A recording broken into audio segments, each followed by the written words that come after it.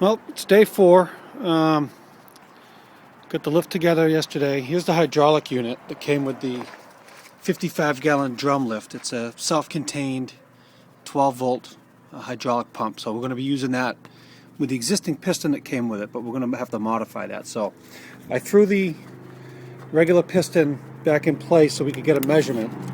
And if I measure here from the top of one bolt down to the top of the other bolt, oops, sorry about that. If we go from the top of one bolt down to the top of the other bolt, we got 26 inches. 26 is close enough. So we got 26 inches there. So we're going to go look. I'll show you the other piston here. We're going to take a look at that, and I'll show you what we're going to do to use the original piston that came with that hydraulic unit. Hi, so this long shaft you see here is actually the piston that came with that barrel lift, and it had this plate on the back of it, and the hole in the back, you can see where the fitting broke off. That's where the hydraulic pressure used to go in. It would push against this seal here on the end. You see it's just an O-ring, and they have a nut in the end to expand it to fit into the hole. And then on the top, there's a nut. And under the nut, there's a bushing right here for the shaft to guide on. And then on the end, they had this roller piece that chain would go over to double the strength of the piston. So basically, once you take all this stuff apart, this rod comes right out.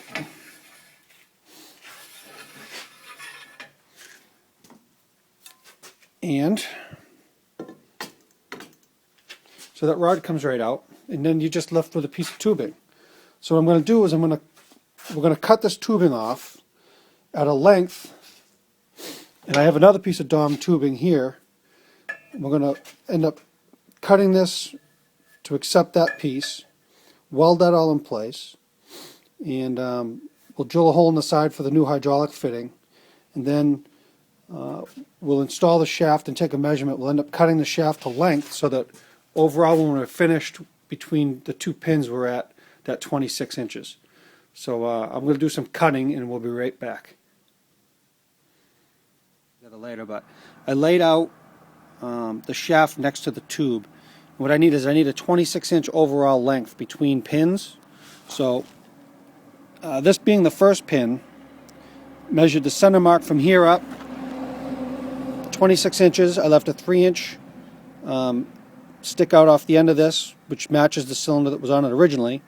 And that means the shaft itself is going to have to be cut to 25 inches.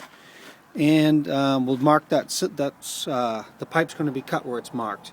I haven't measured the overall length yet, but that'll give us an overall 26-inch pin to pin and about 19.5 inches of travel, which is probably a ½ inch more than came with the lift. So it looks like it's going to work out well.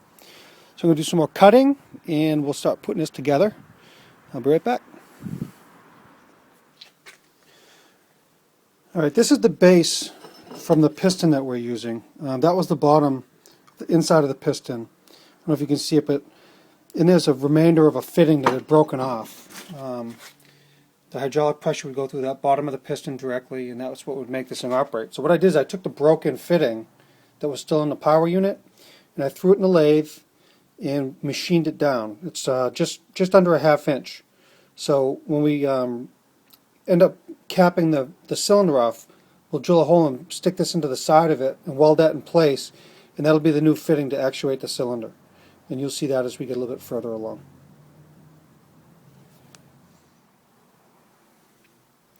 All right, we're going to drill this pipe out now for the location of the bottom pin that'll hold it in place. I'm going to show you a little trick for finding the center of a round pipe or a round shaft. Somebody showed me this trick a while ago.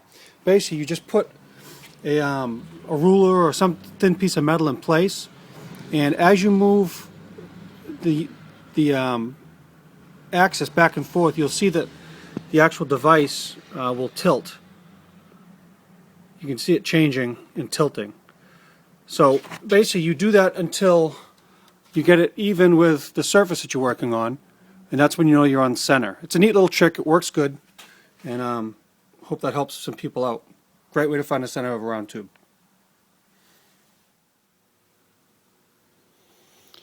So we've got the cylinder wall cut, and we've got the new end piece cut down the sides. We threw it in a lathe and cleaned it all up. And this is going to get TIG welded. So I'm going to sit down and tack this together and get this welded up, and we'll be back. Alright, just finished this up. It's all welded up now, as you can see. Should keep that pretty solid. I think it'll be going anywhere anytime soon. And now we're going to drill a hole in that for the fitting. This fitting here. Put it in right around there. So we'll drill the hole for that, and then we'll weld that in. And I'll be right back. Alright, now we're going to put the 1/2-inch hole into the pipe. This will be for the fitting that's sitting there next to it.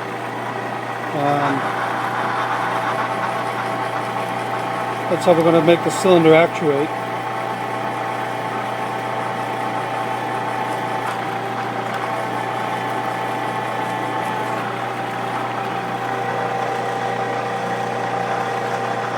There we go. Okay, so the hole's in here. The fitting fits nicely, nice and snug, so I'll force that down before I weld it. But one thing we want to do first is I have this deburring tool. I don't know if anyone's ever used these. They're specifically made for deburring holes. It's a carbide bit, and it goes in the holes, and you can get the inside of holes here or the inside of holes here and clear out all those filings that are stuck on the edges. So really great tool to have. They sell them everywhere. MSC carries them, and it's just a deburring tool. They work great. So pick one of those up. But I'm going to deburr these, and then we're going to weld this fitting into place.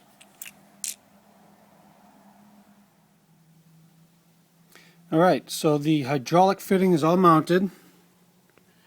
So that's completed. Now we're going to start to work on the shaft for the inside of this piston. And we'll get that cut down to length. And we'll be back in a minute.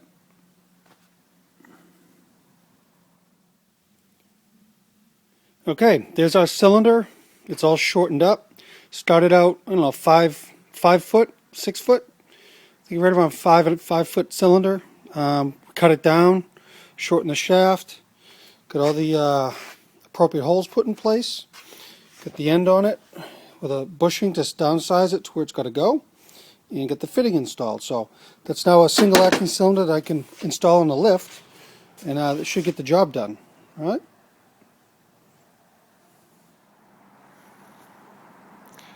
All right, so there it is. The cylinder's in place.